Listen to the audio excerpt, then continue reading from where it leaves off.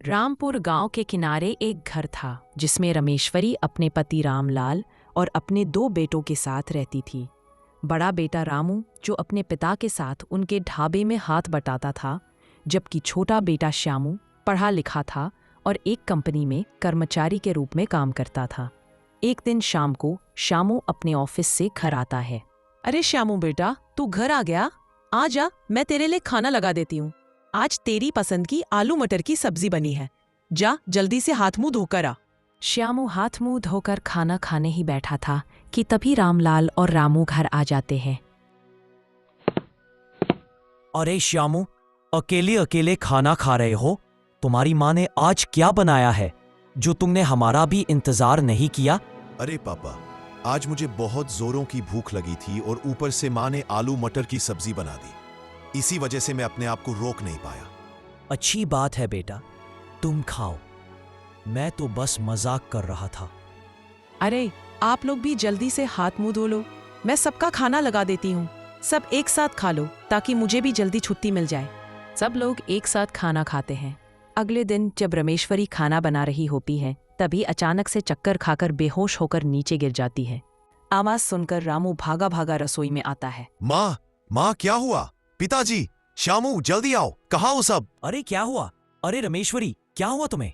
रामू, अपनी माँ को जल्दी से कमरे में ले चलो। श्यामू, तुम तुरंत डॉक्टर को फोन करो, जल्दी। श्यामू डॉक्टर को फोन करता है और कुछ ही देर में डॉक्टर घर पहुंच जाते हैं। अरे घबराने की कोई बात नहीं है, मैंने जांच कर ली है। इन्हें थोड़ी कमजोरी है जिसकी वजह से इन्हें चक्कर आ गया और ये बेहोश हो गई। ये कुछ दवाइयाँ हैं, इन्हें किसी मेडिकल स्टोर से ले आना। और हाँ, इनके खाने पीने और आराम का थोड़ा ज्यादा ध्यान रखना, तब ये जल्दी ठीक हो जाएंगी। यह कहकर डॉक्टर चला जाता है और उधर घर में सभी बहुत परेशान हो जाते हैं। अगर मैं ढाबे पर जाऊंगा तो घर में रमेश्वरी की देखभाल कौन करेगा? और अगर नहीं गया तो रामू बेचारा अकेले परेशान हो जाएगा। क्या करूं? मुझे तो कुछ समझ ही नहीं आ रहा है। अरे पिताजी, आप चिंता मत करो, मैं ढाबे पर सब संभाल लूंगा। आप माँ के साथ रहो और उनका ध्यान रखो। हाँ पापा, मैं भी आज ऑफिस से जल्दी आ जाऊंगा। उसके बाद मैं माँ के पास रहूंगा, फिर आप ढाबे पर चले जाना। थोड़ी देर बाद रामू ढाबे पर चला जाता है और श्यामू ऑफिस चला जाता है। कुछ देर बाद रमेश्वरी को होश आ जाता है। अरे आप यहाँ? आप ढाबे पर नहीं गए रामू के साथ? नहीं, आज से तुम आराम करोगी और घर का सारा काम मैं करूंगा। घर के कामों के चक्कर में तुम अपना ख्याल बिल्कुल भी नहीं रखती हो। मैं तो सोच रही थी कि घर में एक बहू ले आते हैं। अपना रामू भी तो शादी करने लायक हो गया है, कामकाजी भी है, और अगर बहू आएगी तो मेरे कामों में थोड़ा हाथ भी बटा लेगी। हाँ रमेश्वरी, तुम सही बोल रही हो। तुम पहले ठीक हो जाओ, फिर उसके बाद एक अच्छी सी लड़की देखकर रामू की शादी करा देंगे। कुछ दिनों बाद रमेश्वरी बिल्कुल ठीक हो जाती हैं। फिर एक अच्छी सी लड़की देखकर रामू की शादी कर दी जाती है और अब घर में एक नई बहू भी आ गई थी। आज से यह घर तुम्हें संभालना है। बस मेरे इस घर को हमेशा संभाले रखना, कभी इस घर को टूटने मत देना। दिन बीतते गए और रीना ने भी घर का सारा जिम्मा अपने सिर ले लिया था। सब पहले की तरह ही सामान्य हो गया था। लेकिन एक दिन जब श्यामू शाम को अपने घर आया। अरे बेटा, आज तुम्हें इतनी देर कैसे हो गई? मेरा तो जी घबराने लगता है जब तुम जल्दी नहीं आते। अभी बहू चुटकुले सुना के हमारा दिल बहला रही थी। क्या हुआ, आज ऑफिस में ज्यादा काम था क्या? और तुम्हारे साथ ये कौन है? माँ, ये पायल है, आपकी बहू। पायल के पापा उसकी शादी कहीं और कर रहे थे, इसलिए मैंने और पायल ने मंदिर में शादी कर ली। माँ, आप पायल को अपना लो, पायल बहुत अच्छी है। रमेश्वरी पायल से उसके पिता के बारे में पूछकर उनका नंबर लेती हैं और तुरंत उन्हें फोन करती हैं। जी भाई साहब, मैं श्यामू की माँ बोल रही हूँ। पायल हमारे घर पर आई है और दोनों बच्चों ने शादी कर ली है। भाई साहब, अब जब बच्चों ने ऐसा कदम उठा ही लिया है तो क्यों ना इसे पूरे रीति रिवाज के साथ कर दे। आखिर बच्चों की खुशी में ही तो माँ बाप की खुशी होती है। रीना के पिता ने भी हाँ कर दी क्योंकि पायल अपने घर की लाडली और अपने भाई की जान थी। शुरुआत में तो सब ठीक था, लेकिन जैसे जैसे दिन बीत रहे थे वैसे वैसे ही पायल का रवैया बदल रहा था। पायल घर का सारा काम छोड़कर अपनी सहेलियों से घंटों फोन पर बात करती रहती थी, जिसकी वजह से शामू को बहुत गुस्सा आता था। लेकिन पायल किसी की भी बात नहीं सुनती थी। एक दिन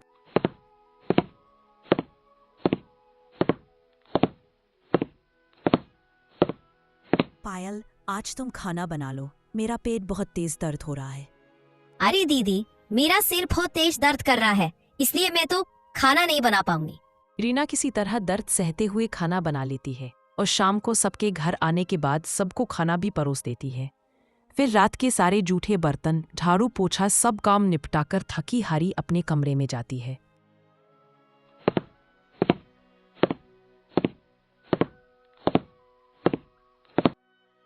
एक दिन बारिश काफी जोरों से हो रही थी, जिस वजह से कोई भी काम पर नहीं गया। सब घर में ही बैठे थे और बारिश का आनंद ले रहे थे। ऐसी बारिश में पकौड़े और चाय मिल जाएं तो मज़ा ही आ जाए।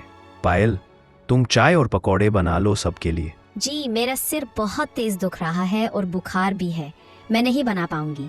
आप दीदी को बोल दो बनाने के लिए। पायल यह बोलकर अपने कमरे में चली जाती है। श्यामू को पता था कि पायल काम से जीत चुरा रही है, इसलिए वह रीना से भी पकौड़े बनाने के लिए नहीं कहता।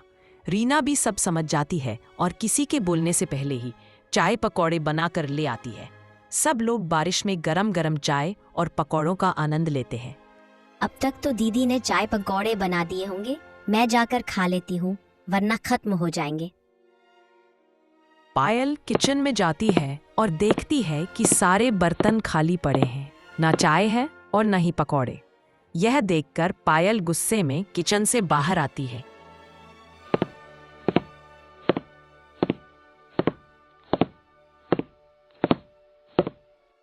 ओह अच्छा, तो अब मैं तुम्हें भी खराब लगने लगी।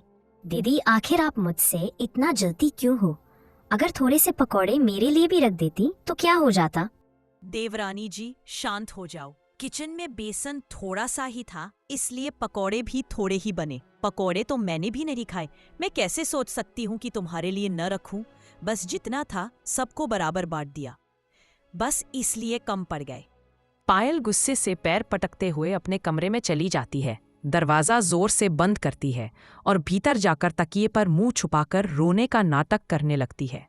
लेकिन उसके चेहरे पर साफ झलक रहा था कि वह गुस्से से भरी हुई है, न कि दुख से।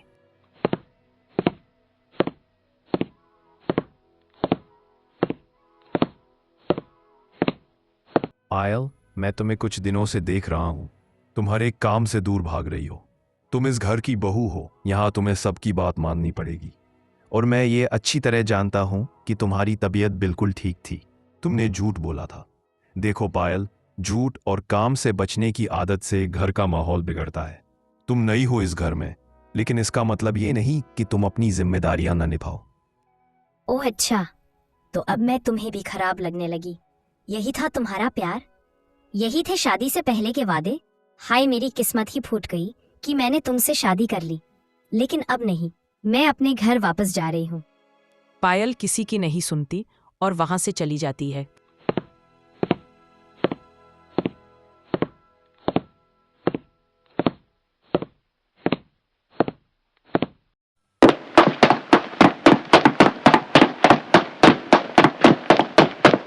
पापा, मुझे माफ कर दो, मैंने आपकी बात ना मानकर बहुत बड़ी गलती कर दी। वहाँ पर सब मुझसे हमेशा काम करवाते हैं और कोई भी मेरा ध्यान नहीं रखता।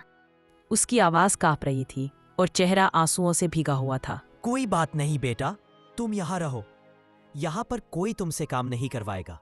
पायल के पिता कुछ देर तक उसे देखते रहे। उन्हें समझ आ रहा था कि उनकी बेटी सच कम और गुस्से व आदतों के कारण ज्यादा परेशान है, लेकिन उनके चेहरे पर चिंता साफ झलक रही थी, क्योंकि वह जानते थे कि भागकर आई हुई लड़कियां ज्यादातर सच से नहीं, अपनी जिम्मेदारियों से भागती हैं। फिर भी उन्होंने कुछ नहीं कहा, क्योंकि उस पल पायल को सहारे की जरूरत थी, सच्चाई की नहीं। पायल अपने कमरे में जाती है और घंटों तक अपनी सहेली से फोन पर बातें करती रहती है। हाँ सुनी बोल। अरे यार, तुझे अब क्या ही बताऊं, मेरे ससुराल वालों ने तो मुझे नौकरानी ही समझ लिया था। मैं भी उनसे तेज हूँ, मैंने तो सीधा मना कर दिया, मैं कोई काम नहीं करूँगी, और मैं यहाँ आ गई। हाँ माँ, कैसी हो? माफ करना, कई दिन हो गए आपको फोन नहीं किया। बात दरअसल ये है कि मेरी ननद अपने ससुराल वालों से लड़कर हमारे घर आकर बैठ गई है और अब वापस जाने का नाम ही नहीं ले रही। मेरी हालत तो इस घर में एक नौकरानी जैसी हो गई है। माँ, सब काम मुझसे ही करवाए जाते हैं। अरे ऐसे कैसे? मैंने तुम्हारी शादी वहाँ इसलिए नहीं कराई कि तुम किसी की नौकरानी बनकर रहो। माना कि बहू का अपना एक कर्तव्य होता है, लेकिन ये थोड़ी ना कि उसके नाटक और मनमानियां तुम ही झेलती रहो। अब अगर कोई भी तुम्हें जरूरत से ज्यादा काम के लिए बोले तो तुम साफ साफ मना कर देना। पायल के जाने के बाद श्यामू भी उदास रहने लगा था। न उसे काम में मन लगता, न ही किसी से बात करने का मन करता। श्यामू की ऐसी हालत देखकर अब घर वालों को भी उसकी चिंता होने लगी थी।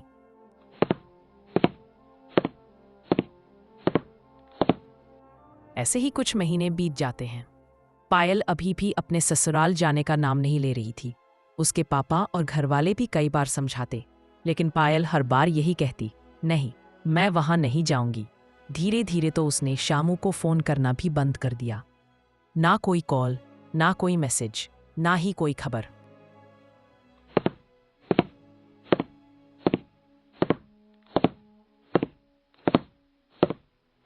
क्यों, तुम खुद ये काम नहीं कर सकती? यही काम चोरी की वजह से तो तुम अपने ससुराल से भागकर यहाँ आ गई हो। लेकिन याद रखना पायल, ये काम चोरी और जिम्मेदारियों से भागना तुम्हें कभी सुख नहीं देगा। अपनी जिम्मेदारी समझो और अपने ससुराल वापस जाओ। बहू बिल्कुल सही कह रही है। तुम्हें जो खाना है खुद बनाकर खाओ, यहाँ कोई तुम्हारे लिए बनाकर नहीं देगा। देखो बेटा, अगर तुम हमेशा काम करने से डरती रहोगी तो तुम्हारा घर कभी नहीं बस पाएगा। रिश्तेदार और मायके वाले बस कुछ ही दिन तुम्हें अपने साथ रखेंगे, पूरी जिंदगी नहीं। मुझे माफ कर दो, मुझसे बहुत बड़ी भूल हो गई। मुझे अपने घर आना है, सबके साथ रहना है। अब मैं सब समझ चुकी हूँ। अब मैं कभी भी कोई काम करने से नहीं कतराऊंगी। अच्छा हुआ पायल, समय रहते तुम्हें ये बात समझ आ गई। तुम एक काम करो, अपना बैग पैक कर लो, मैं तुम्हें लेने के लिए तुरंत आ रहा हूं। बेटा, तुम्हारे लिए मेरे घर के दरवाजे हमेशा खुले हैं, लेकिन तभी जब तुम अपनी खुशी से यहाँ आओ। अगर तुम लड़ाई झगड़ा करके अपना घर छोड़ दोगी तो ये तुम्हारी जिंदगी की सबसे बड़ी भूल साबित होगी। घर छोड़कर भागने से समस्याएं हल नहीं होती, उन्हें समझदारी से सुलझाना पड़ता है। पायल अब सब समझ जाती है कि सब उसकी भलाई के लिए ही बोल रहे हैं। आप सब लोग कृपया मुझे माफ कर दीजिए। मुझसे बहुत बड़ी गलती हो गई। मैंने आप सबका दिल दुखाया, लेकिन अब मैं वादा करती हूँ कि ऐसी गलती दोबारा कभी नहीं करूँगी। बस मुझे एक आखिरी मौका दे दीजिए। अरे बहू, कोई बात नहीं, गलती तो इंसान से ही होती है। अच्छा हुआ तुम आज ही आ गई, क्योंकि आज का दिन तुम्हारे लिए बहुत शुभ है। तुम चाची बनने वाली हो। अब तुम पर जिम्मेदारियां और भी बढ़ेंगी। तुम्हें काफी काम करना पड़ेगा, पर हम सब तुम्हारे साथ हैं।